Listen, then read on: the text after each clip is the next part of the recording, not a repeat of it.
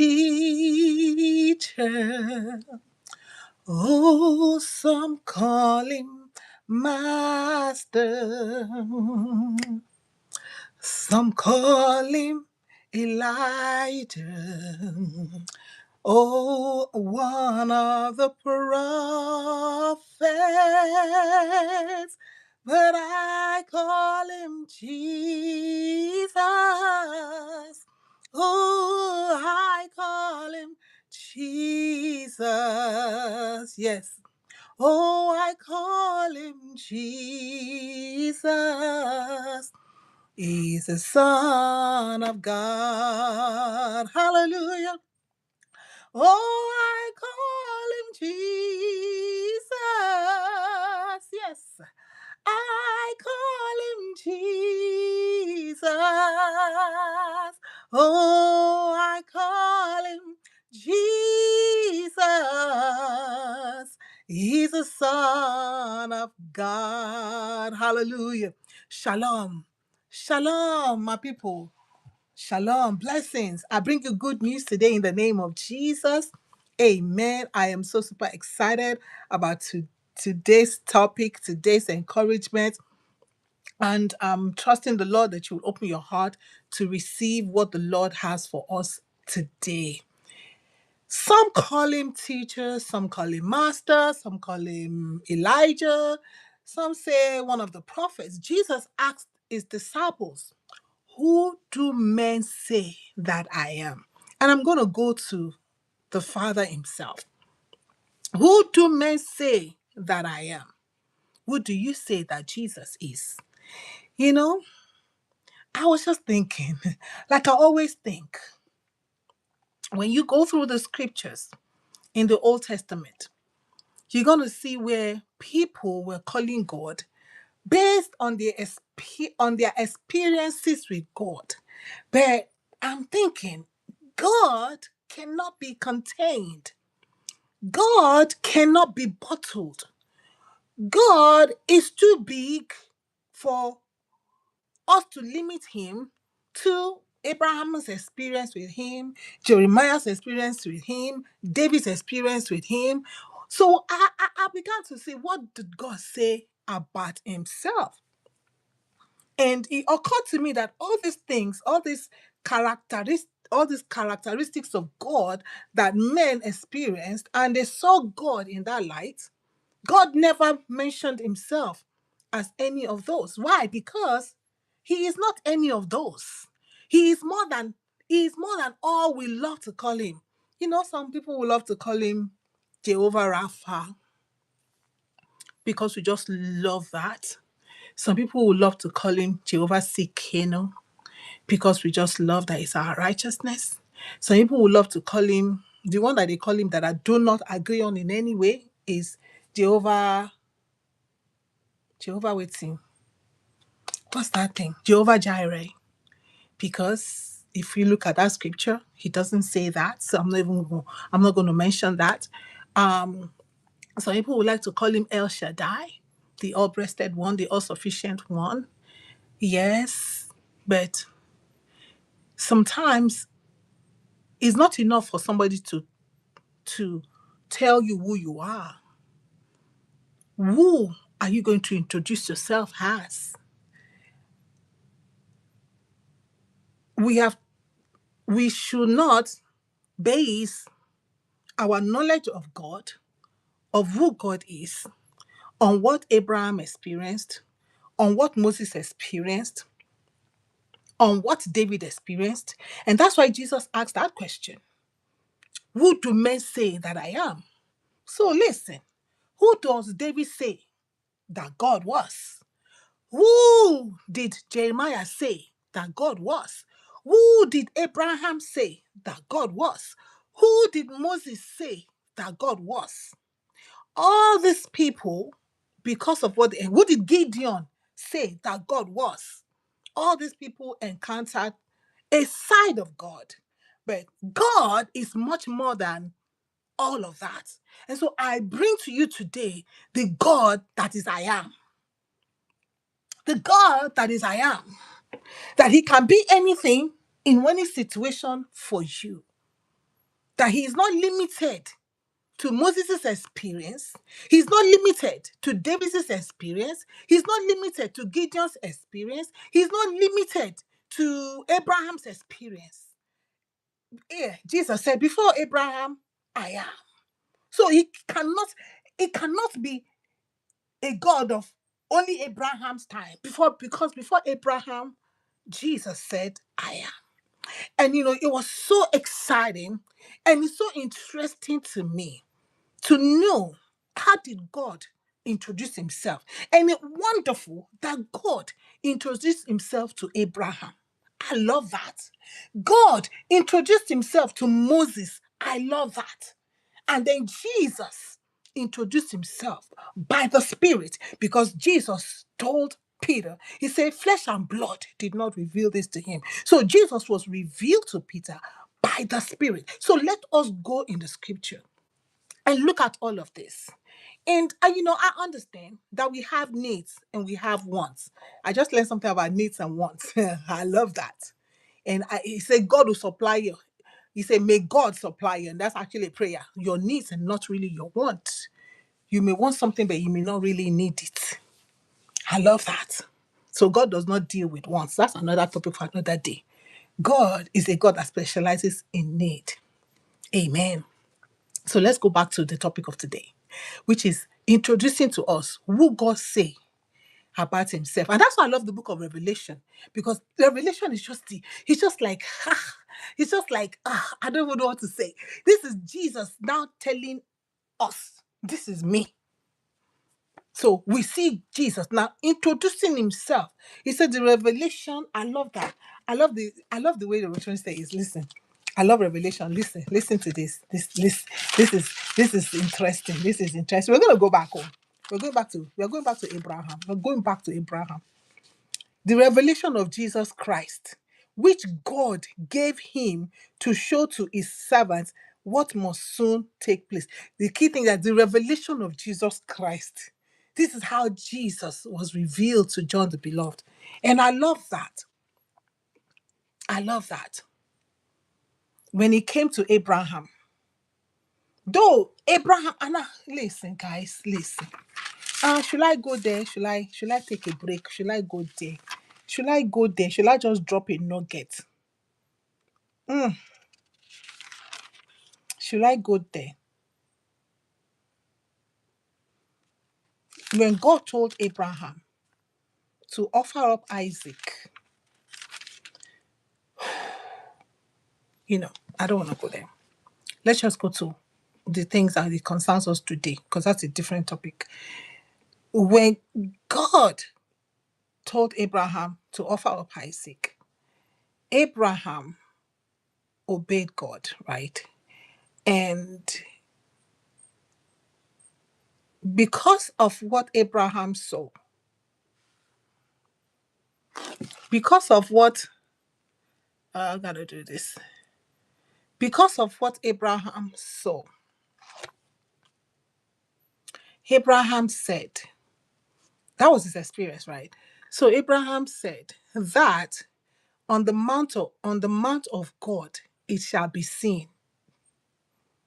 The Lord will provide himself a sacrifice. And that was perfected in the Lord Jesus. That sentence was a shadow of what was to come. And Jesus was that lamb of sacrifice that was provided.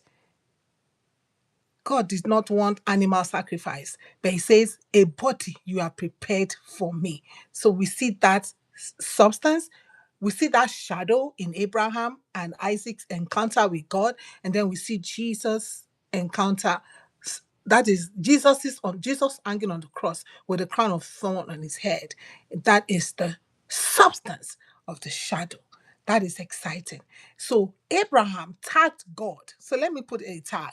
So let me put all these things. Jehovah did, Jehovah does. Is the tag that Abraham tagged God as the God that it will be seen on the mountain. When you encounter God, it will be seen. Amen. Yes, I see you. You're here. It will be seen on the mountain. So let's talk about that God. Let's talk about that God. Abraham had experience with him, right? But what did God, when it was time for God to reveal himself to Abraham, you know what God told Abraham? God told Abraham, say, I am your exceeding great reward. That is how God introduced himself to Abraham. Hold that thought. God is not just a God that is going to provide a sacrifice for himself. Like I said, that thing on that happened with Abraham and Isaac was not for you. Oh, God will provide, is a provider of your need. Forget, there's nothing like that. That encounter was showing us the cross.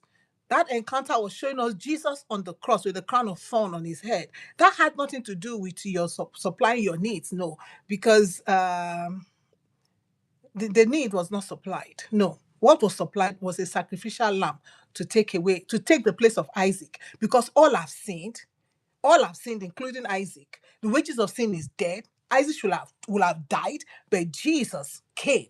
God provided a lamb of sacrifice to take the place of Isaac, taking the place of humanity, which is us. And God introduced himself to Abraham as, I am your exceeding great reward. That is how God introduced himself. See, if we do not study the scripture, we will not understand this. We will want to base God on my house, my car, my job, my husband, my children, money, these earthly things that have no value, earthly things that are going to pass away. We are pilgrims on this earth, and we must have that mindset that we are pilgrims here, that we are not here to build a kingdom.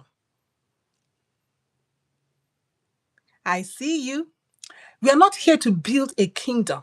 So we must give God, we must understand who God is.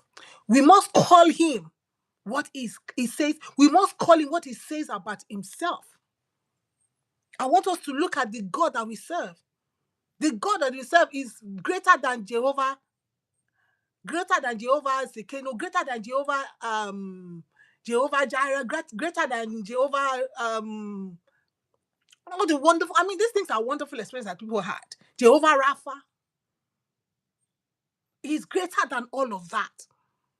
God did not introduce himself like that to anybody. What did God say about himself? Then when he came to Moses, which I love, Exodus 34:6, I can never stop about that. Moses said he wanted to see God. He wanted to see God's glory. He wanted to experience God. So Moses and the Lord descended in the cloud, Exodus 34:5, and stood with him there and proclaimed the name of the Lord. So this is God. Just like if I say, what is your name? I'm not going to ask you, what does your neighbor call you? What does your aunt call you? Well, I'm a chief. I'm a chief namer. I name people. I name people. I name people. I just name people. Yeah, I name people, but is that their name? Like I used to call the guy that does my car, because Igbo guy, so I call him Igbo. So my son said, no, don't call him that. Call him what the mother gave him. And so I had to I had to repent. I said, okay, I will call him exactly what the mother named him. I'm the kind of person that I will name you. I'll call, your name is Miriam. I'll give it Mimi because it's too long. I cannot be calling Miriam. So I'll just say Mimi. Your name is Nisi. I'll call it Nice. I just, those are the names that we give people. But what is your name? You can tell me your name. So God is telling us his name, and he wants us to focus on his name. He doesn't want us to keep focusing on what Abraham encountered him as, on what Moses encountered him as, on what David encountered him as. Because if we do that, we are limiting God. We are limiting God by doing that. God is greater than that. He said to Abraham, I am your exceeding great reward. Didn't Jesus say in Revelation, I think Revelation 21, the last book of Revelation, no, Revelation 22, it says, behold, I am coming soon, verse 12, bringing my recompense to pay everyone for what he has done. Jesus is a rewarder. God, your exceeding great reward. Abraham, I am your exceeding great reward. I am your exceeding great reward. I am your exceeding great reward. Jesus is a rewarder. I don't even know, Jehovah, what is that? You see, God did not call himself any of these things any of this tag that we tag him, because he is more than the tags. He is more than Sikeno. He is more than El Shaddai. He is more. He is great. He's a great God. We cannot box God. We cannot box him.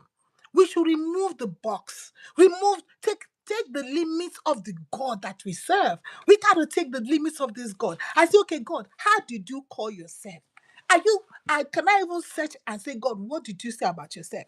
So when I want to use myself, I say, I am, or my name is. So God always introduced himself in the scripture as I am. And he's the only one that will talk about himself for man to understand who he is. Exodus 34. Like I said, I always love that verse.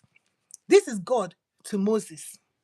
The Lord passed, okay, the Lord proclaimed and proclaimed the name of the Lord. The Lord proclaimed the name of the Lord. Don't you just get excited about the scripture? The Lord proclaimed the name of the Lord.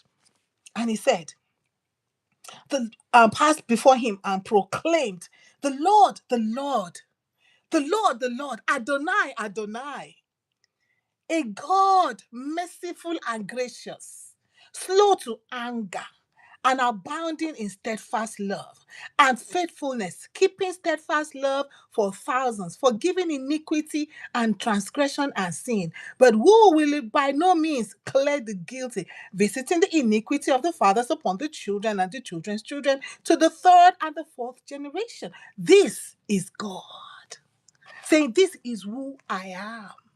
If you want to call me gracious, call me the Lord God, gracious and merciful. See, that is much more. That is much more. It is much more than Jehovah Sekeno. It is much more than Jehovah El Shaddai. It is much more than Jehovah Rapha. It is much more than all of this. All of this put together. He says, the Lord God, gracious and merciful. You see, this is how you go higher. This is how you move from just experiencing God as well. God is my healer. No, he wants to be more than that to you. Just like when Jesus came and said, when you pray, say our Father. Even though some people still refuse to call him Father, some people are bent on calling him God and Jehovah this, Jehovah that, Jehovah that, Jehovah this, Jehovah this, Jehovah. But Jesus said, when you pray, say our Father. So he wants to have that child and father relationship with us. But we are still stuck on this God, Jehovah this. We're still so stuck. No, he wants to be your father. That's what Jesus said. If you have seen me, you have seen the Father. Jesus said, I came to show you the Father. Akaya. Jesus said, I came to show you the Father. But you know what? We are stuck on, Jesus, if you like say, go hold that Father for yourself. But let us hold on to God. let us hold on to God. Come on, beloved. Let's come and follow the Lord Jesus to see this Father. He said, if you have seen me, you have seen the Father. He said, what I hear the Father say, it's what I see. Father in me, he doeth the work. He kept turning us to the Father. And that's what John said. The scripture says that he will turn the children's heart to the Father. I love it. I love the Lord Jesus. I love the word of God. It is so precious. It is so wonderful. And this is what God said about himself to Abraham, to Moses. To Abraham and to Moses, God said, this is who I am.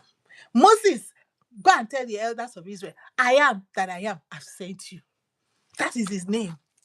Meaning you cannot box God. God said, you cannot box me. I am limitless. Whatever I am is what I am at that time. So whatever I am, and I can be whatever I am to because I am sovereign. I love it. God is beyond. God is beyond, like, I don't even know how to say it. But God is just, God said to Abraham, I am God Almighty. I am God Almighty. So God said to Abraham said about God, we have to take two things out of this encouragement today, that Abraham said about God, that on the mount of God it should be seen. But God said to Abraham, number one, I am your exceeding great reward. Number two, I am God Almighty. I am God Almighty, Abraham. Don't just don't box me to a provider. Don't box me to what we as human beings want to say. Oh, Jehovah Jireh, my provider is grace and sufficient for. Don't box me. I am El Shaddai. I am the Almighty. That's what God said to Abraham. And God came down to Malachi.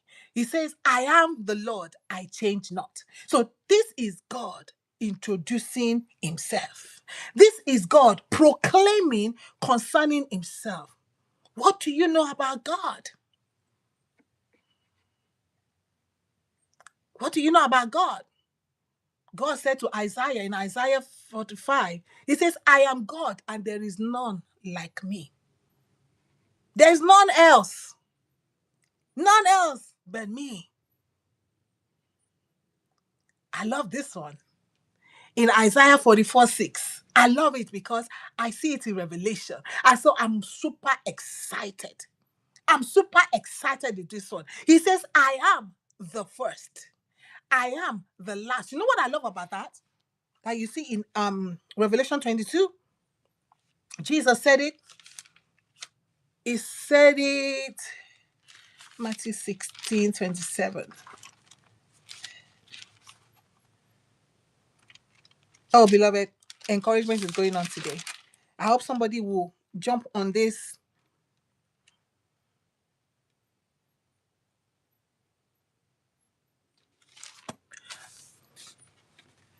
Revelation 22, verse 13. Jesus said, I am the Alpha and the Omega, the first and the last. What I love about this, what I love about God, what I love about this is he did not say I am first. Neither did he say I am last. He did not say I'm Alpha. Neither did he say I'm Omega. No. He says I am the first. I am the last. I am the Alpha. I am the Omega. I love that about the Lord Jesus. And every time Jesus introduced himself, I am the way. I am the truth. I am the life. I am not one away. I am not just a life. I am not just a truth. I am the truth. The truth. I am the life. I am the way. That is the full revelation that we are getting about our Lord Jesus. What is Jesus saying about himself? Hey, listen to what John said. John said, behold the Lamb of God that taketh away the sins of the world. That is who Jesus is. The Lamb of God that taketh away the sins of the world. That's why right now he's in heaven like a lamb slain. Right there making intercession for us. He's taking away the sins of the world. Taking away the sins of the world. That is what he came to do. Behold the Lamb of God that taketh away the sins of the world. Who do you say I am, Peter? So I'm asking you today, who do you say that Jesus is? Are you going to be like Abraham? Be like Moses? Be like Gideon? Or are you going to look at who Jesus said he is? Peter said, Jesus, some call you Elijah, some call you, they think that you are one of the prophets. In his time, they called him rabbi. They called Jesus rabbi, which is teacher. But he was more than that. All they saw was rabbi. All they saw was Ikeno. All they saw was Gideon saw him. You know, that's what did Gideon, let me see what Gideon saw the Lord Jesus, the Lord God Almighty. We cannot define God by our experience. Let me see what Gideon saw. Oh, what's her name? Sarah's maid. Agar. Agar saw him as El Roy, the God that sees. That is who Agar saw. am I going to base my my knowledge of God on who a guy saw, or who God says, or who God says that he is? God is almighty. Not knocking off people experiences, but we cannot use our experience to explain of God and leave who God says. Peter, John, James, who do men say that I am? And Peter and James and John, all of them responded, this is who men say you are, because of the experience that they've had. Because they've sat down, you have taught them very well. They say you're a teacher. They've seen the things that you have done. They say I'm one of the prophets. And Jesus started, but who do you say that I am? Peter, who do you say that I am? Paul, not Paul, James, John, and Matthew, and Mark, and Ephesus, sons of Ephesus, sons of Zebedee. Who do you say that I am? Who do you say that Jesus is? Who do you say that he is?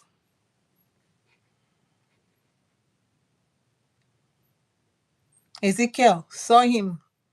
The Lord is there, Jehovah Shammah. And who do we say that he is? You know what Jesus said about himself? He said, remember, I am with you always. So the Lord is not just there. He's a God that is everywhere. He's everywhere. It's not just Elroy. God sees everything. God sees it. You see how God cannot be boxed, how God cannot be contained, how God cannot be put in a place and just say, okay, this is what God is. No, God is not just a teacher.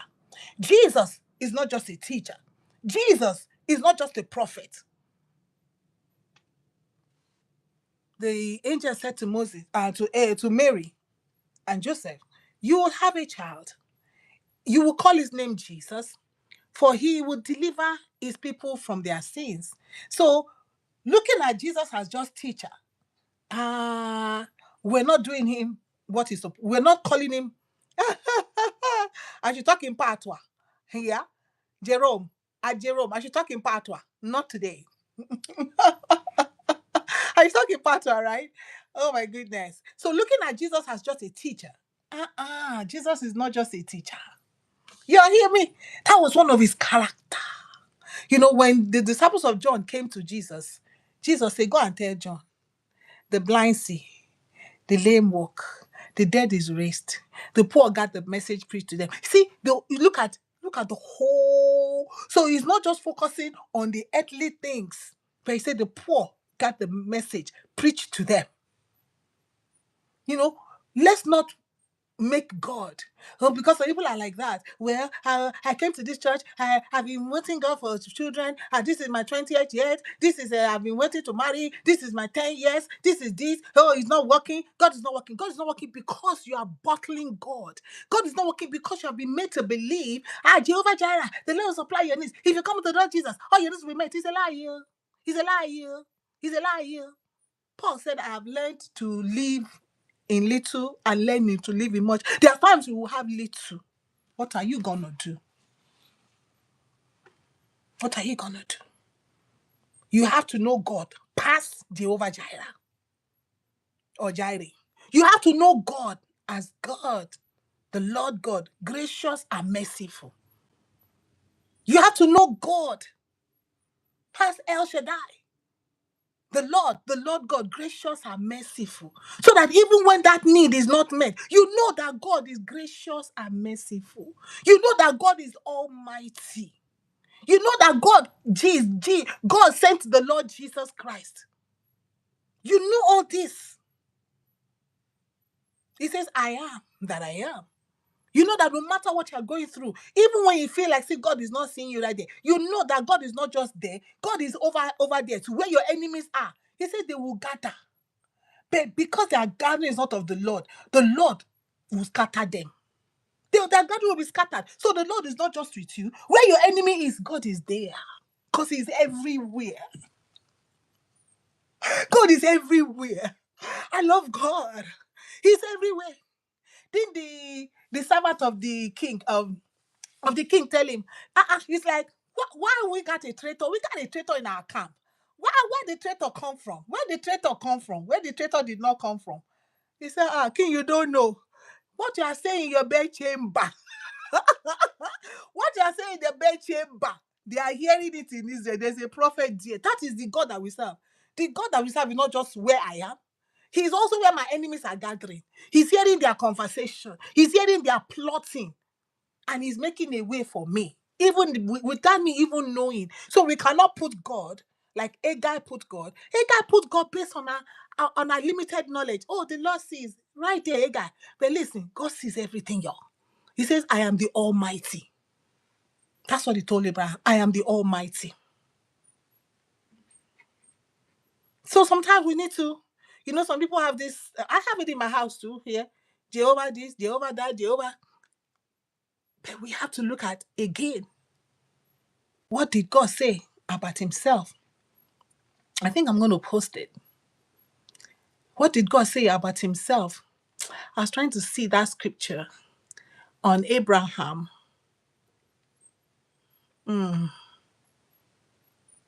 Yes, Genesis 22. I was right there. Genesis 22. Genesis 22. I love the Lord God. The Lord God, gracious and merciful. You see, that is where I am spoiled by the Lord Jesus. Because he's gracious and merciful. But does that mean I should continue in sin so that grace will abound? No, because he's gracious and merciful. Paul, the scripture says no. He's gracious and merciful does not mean I should continue in sin. He said, repent. Jesus said, go and sin no more. And so here in Genesis 22, verse 13. All right. And he said, do not lay your hand on the lad or do anything to him. For now I know that you fear God, seeing you have withheld your son, your only son, from me. And Abraham lifted up his eyes and looked, and behold, behind him was a ram caught in a thicket by his horns. Hallelujah. And Abraham went and took the ram and offered it up as a burnt offering instead of his son. So Abraham called. You see that place? You see that? You see that? You see that? You hear that? Abraham called the name of that place Hello, just like Jacob when he had an encounter with God. When he woke up, he was like, this is the house of God. Abraham, Jacob called that place Bethel, meaning the house of God. Thank you, Jesus.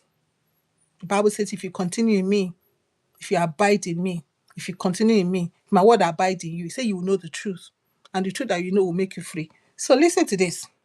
Abraham called the place not God. Just in case you have follow me in your scripture. Abraham called Genesis 22. We are reading verse 14 now. Abraham called, I just want to hang on the fact, I stand on it, that Abraham called the name of that place, the Lord will provide. As it is said to this day, on the mount of the Lord it shall be provided. On the mount of the Lord, on the mount of the Lord, what shall be provided?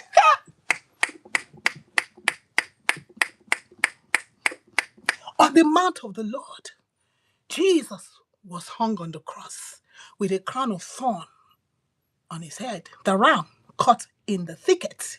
On the mount of the Lord, Jesus was provided for us. Now we carry him. Begin to say, oh, the Lord shall provide. I need Jehovah Jireh will make a song out of it. No. He will provide. But what did he provide? A lamb of sacrifice to take away the sins of the world. John said, behold the Lamb of God that taketh away the sins of the world. They lifted him up on the mount of God. On the mount of God. So on the mount of God, Abraham called the place. Shall I say that? Should I read that thing again? Genesis 22. Abraham called the place. Verse 14. Abraham called the name of that place the Lord will provide. Jacob called the name of that place after he woke up with the encounter from God, Bethel. Why won't call him Jehovah Bethel? Abraham called the name of that place. You know, I've been there, done that. Been there, done that. I don't sing and where. I pray this where. And then you get disappointed when things are not happening because we are not praying by the Spirit. We're not praying by the knowledge of the Word of God. Abraham called the name of that place. We carry and begin to call on the name of God. I ain't going to say more. What did God say about himself? What did Jesus say about himself?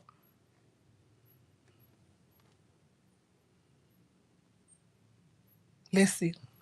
Jesus said, I am the bread. You know, I said I love that about the Lord Jesus. Jesus never said, I am a bread. He always put the definite. He put that thing there. Definite. English people make now tell me the word. There's something I cannot, is it a clause or whatever, but that thing is there. Every time. Every time. He put it, I am the bread of life. I am the light. I am the light of the world. Jesus never said, I am light of the world. I am the light of the world. Hallelujah. I am the door. Nobody coming to the Father except by me. Nobody can enter in except by the Lord Jesus. He says, I am the good shepherd. So these are the things that Jesus called himself. I am the resurrection and the life. When he encountered Martha and Mary concerning their brother, he let them know, I am the don't get me. Jesus is like, don't get me mixed up with somebody else. Don't get it twisted. Don't try to put me in another person's class. I am in nobody's class. Jesus is in nobody's class. Just like God was not in nobody's class. So just like God could not be bottled, just like God could not be caged, just like God could not be contained with Agag's experience about God, Elroy, with Abraham's experience about God, this is the place. Ooh, when you on the mount of God, it shall be provided, it shall be seen. On the mount of God, God will provide for himself a sacrifice. Ooh, Jesus on the cross. I love Jesus. I love Jesus. I am the way, the truth, and the life. Don't get it twisted. I am not a way. I am not a truth. I'm not a life. I am the one. He says, I am the true vine. I am the true vine. He says, I am. You see that word? I am. I am the Alpha. I am the Omega. For those who are in sororities, we are Alpha, Omega. Jesus knew that the time was going to come when these human beings will carry this Omega and call it their sorority, and carry Alpha and call it their sorority. So Jesus got to lay it straight. Jesus got to clock it too. We clock it for the Lord Jesus. Clock it before we clock anything. Jesus already settled the clocking. Clocking it. He knew that people were going to come. A generation will arise and carry Alpha and call it their sorority. He knew that a generation will arise and carry Omega and call it their own. And carry a Omega and name it their organization. And carry Omega. Thank God said, I know to say, but somebody don't bump picking, call them Alpha. Hey, this generation, anything is possible. Anything is possible. I don't put anything past this generation. So Jesus was careful to say it. Don't get it twisted. I am the Alpha. Many Alphas will come. Many Omegas will show up. But I am the only one. Only the Alpha. The main. The Omega. I am the first and the last. I am the Messiah with this encounter with the woman at the well. Are you the one? You sound like a prophet. I know we're expecting one prophet. Jesus said, I am he. I am He. I am a He. I am the living one. Don't you just love all of this about the Lord Jesus? So I want to ask you, who do you say that Jesus is? Are you going to be like the other apostles that were saying, you are one of the prophets, Jesus? You are Elijah, huh? You are a teacher, huh? Or are you going to receive what the Spirit has revealed in His word? So don't wait to that. Okay, now, okay, and Jesus, tell me who you are. It's already been revealed. It has already been revealed. It is revealed already. All these things He said about Himself is who He is. I am so glad that none of this thing has to do with temporal things. None of this thing. Why? Because temporal things will pass away. He said this world and its lost is going to pass away. Marriage go pass. Children go pass. Job go pass. Business go pass. Everything. Money, it go pass. Houses, land, friends, family must pass. We are pilgrims here. The only thing that will remain, which I love it. Let me tell you something. When the Ark of the Covenant was taken away, no, when the Ark of the Covenant was put together, the manna was in it, the rod of Aaron was there, and then the tablet, signifying the word of God, because that was God's word.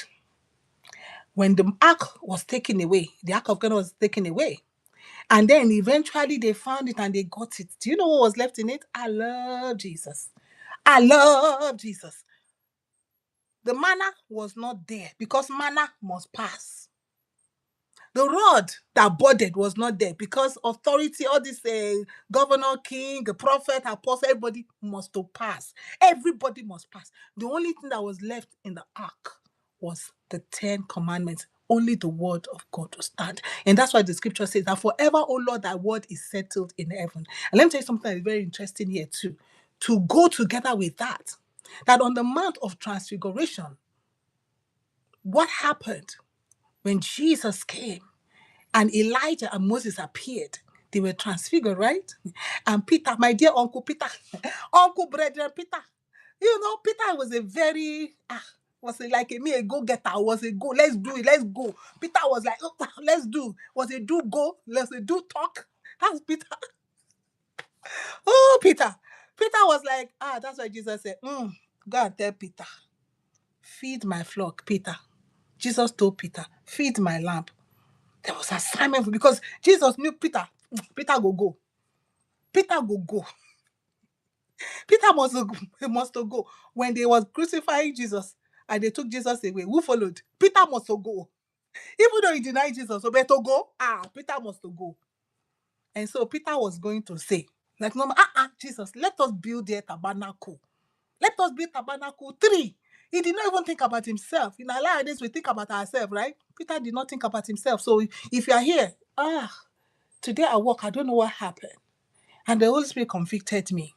I said, oh, it's not about me. Life is not about me. Yeah, I think I posted something on Facebook. And the Holy Spirit convicted me, no, go take it off. Life is not about you.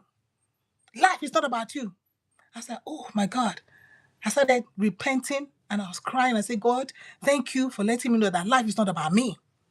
It's about Jesus. He kept saying life is about Jesus. Oh, I got that message so heavy at work today. He said life is about Jesus. Life is not about you.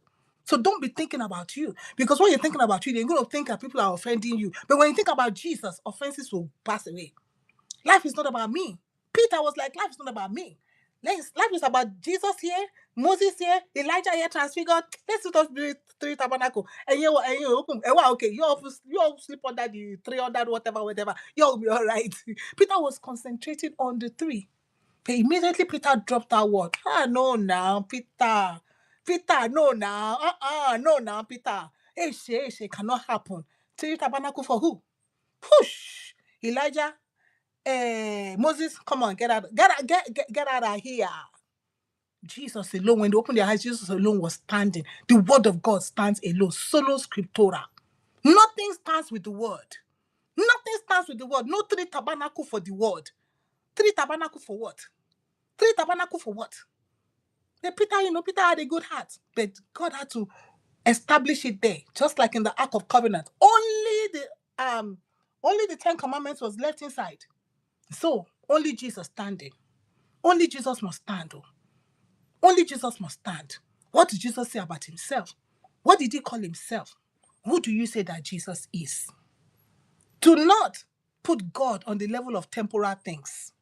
Do not put God on the level where he's boxed, because he cannot be contained. He cannot be boxed. He is the Almighty. He says, I am your exceeding great reward. So whatever the reward is, he knows it. Abraham, you're thinking of a son. You're thinking of a son. Abraham just wanted a son. But God had an exceeding great reward for Abraham. Exceeding great reward. We are still talking about Abraham today. Exceeding great reward. His generation yet unborn. God saw it. Exceeding great reward. Abraham was thinking about Isaac. Hey, look at this. Is this his servant in my house that is going to inherit my things? God now. Hey, it's only this servant that is inheriting my things. No, Abraham, I am your exceeding great reward. Don't look at mere things of the world, and we think that is all our God is. I am the bread of life. If you eat of this bread, we get eternal life. We are set free. Our spirit, soul, and body is nourished by the bread of life. Hallelujah. Who do you say that Jesus is?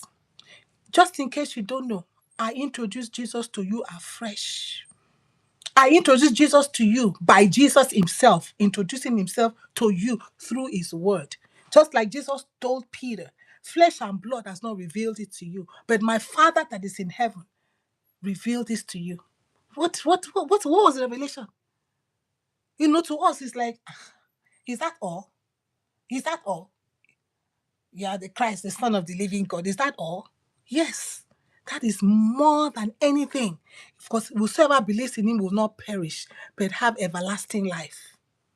Yes, he is the one. Behold, the Lamb of God that taketh away the sins of the world. He is the Christ, the Son of the living God. He is the Christ, the Messiah. What did the Messiah come to do? To save his people from their sins. I keep telling people that. I know you have needs. I know you have stuff. I know we all do. There's nobody that is living on this earth that does not have anything going on. The rich also cry. Don't let nobody deceive you with their bling bling and the blank blank. Everybody is going through one stuff or the other.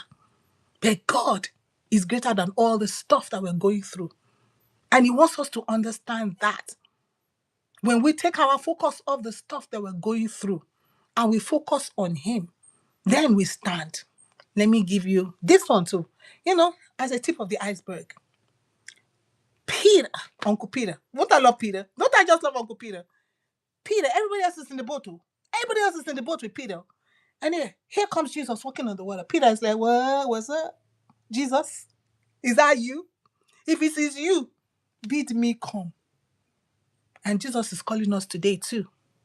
He says, come unto me, all you who are weary, all you who labor. You're laboring in sin. The wages of sin is death. Jesus is calling you today. He's calling us today. If you are weary, he's calling you too. Because you feel that these Christians have just been working, I've been doing everything I know to do, but it just doesn't, sometimes you just don't feel like. Sometimes I just don't feel like, I was like, am I really saved? Sometimes it's like, oh Jesus, and maybe I do something where I was like, oh my God, I did it again. Am I really saved? If you are weary, Jesus said, come unto me, you'll find rest for your soul. And so Peter, Jesus said, come. Jesus is calling. Jesus is calling us to himself. He said, come. And so, my dear Uncle Peter, you know what he did? He stepped on the water. But one problem, only one problem what Peter did. He began to sink because he took his eyes off Jesus. He was looking at the water. And when you look at the sea in the scriptures, the sea signifies human beings, people. Remember? The earth, God formed the earth out of the water. He called the earth out of the water, right? And then out of the dust of the earth, he made man. So when we look at Revelation, we see man, we see men, we talk about seas. He's talking about nations, he's talking about people.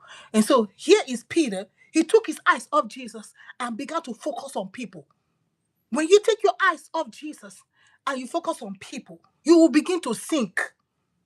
Jesus said we should look unto him. That's what the word of God says. Say, looking unto Jesus, the author and the finisher of our faith. In our walk with God, we must look unto Jesus.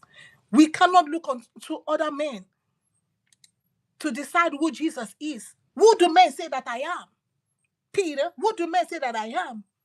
Who do men say that I am? Mark, who do men say that I am? Andrew, who do men say that I am? Bartholomew, who do men say that I am? I'm asking you to, who do men say that Jesus is? But who do you say that Jesus is? Peter, come. Peter, come unto me. Jesus is calling you to come unto him. And take your eyes off what everybody else has said that Jesus is. And look at what Jesus said about himself. And look at what God said about himself. And hold on to what God said. Abraham is okay. Abraham, I got you. Abraham, I understand you. Hey, guy, I got you. I understand what you saw. I understand that you said God see. I understand you. But let me see what God say about himself, Agar. Let me see what God said about himself, David. Let me see what God said about himself, Solomon. Let me see what God said about himself, Ezekiel. Let me see what God said about himself, Isaiah. Let me see what God said about himself. And hold on to what God said about himself. And take my eyes off what men say about God. Abraham called the name of the place. Ooh. Abraham called the name of the place. Jacob called the name of the place Bethel. Abraham called the name of the place this.